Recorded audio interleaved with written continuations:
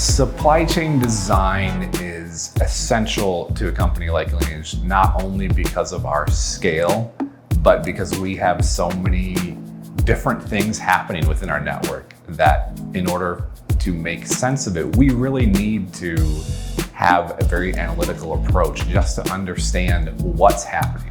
Data really drives how we can make those decisions in a way that's going to increase our profitability and ultimately serve our customers better. My favorite part of the journey that we've taken with Cosmic Frog has to be the Python libraries. The limit is really my creativity and how much effort I want to put into getting that solution. So we've been able to almost completely automate processes which a few years ago I never would have dreamed had been possible. Work isn't necessarily designed to be fun, but it can be if you're working with people that you feel are on the same path that you are. They're really there to guide us down that path and be a partner.